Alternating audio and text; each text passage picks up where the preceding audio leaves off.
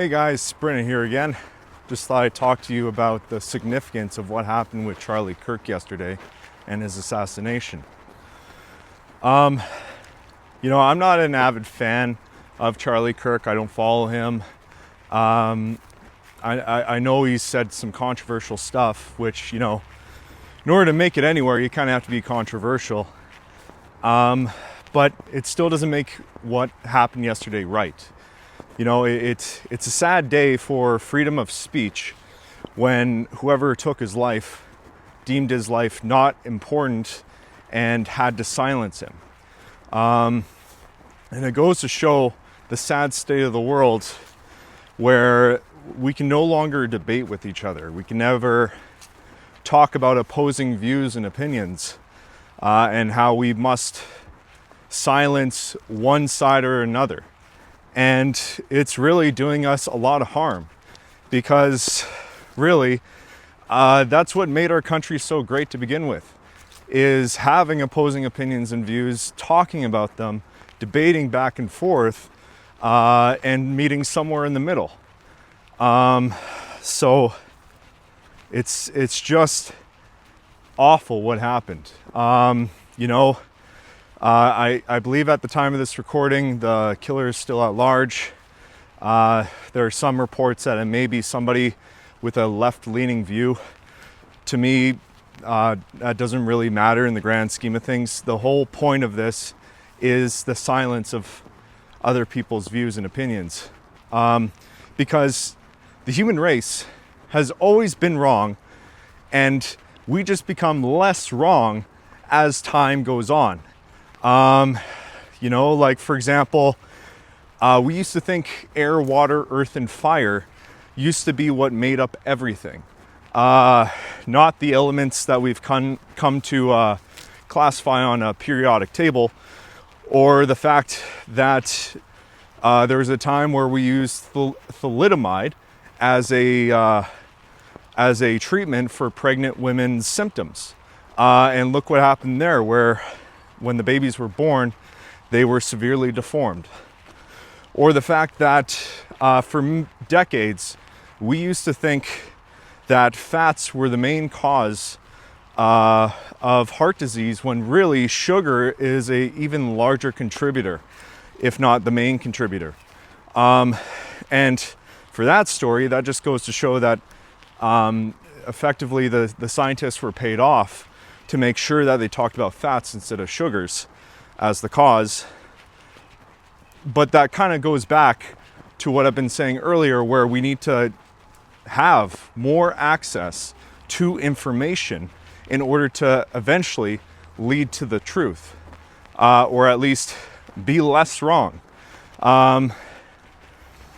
Look at what's happening with Nepal at this very moment in time, where the citizens are banding up together and going against the government, and they're setting parliament buildings on fire. And it's all due to corruption and with them censoring the internet. And then look at the UK Online Safety Act, where they're trying to censor pornography websites or self-harm websites to protect the children. But then as time went on after the enactment of that law, it actually shows the contrary, where it's doing more harm because it brings more awareness to children to look up porn. Which brings back to what I was saying before, that we need to bring more awareness to these certain issues and talk about them. Gain the skills in order to have debates with each other. If the kids look it up, parents need to have conversations with their children about certain issues. Because right now, if anything, the world needs more conversation and not censorship. Now, because we decided as a society to bubble wrap the kids growing up, so that way they didn't experience large levels of hardship growing up, it's really unprepared them for the reality of the real world. Like, for example, lots of Gen Z kids, they don't know how to interview for a job properly. They'll bring their parents with them, or they'll get their parents to call in sick for them because they can't make it to work. And we're starting to see, like, a lot of my generation just not forming households because they're just not prepared to tackle life. So all this safeguarding of people's access to information or just access to conversation is severely damaging just society today. Like, we are complex organisms operating with complex systems, living with complex systems all around us. And because of that, evidence always changes, and information can be controlled by people that have access to it.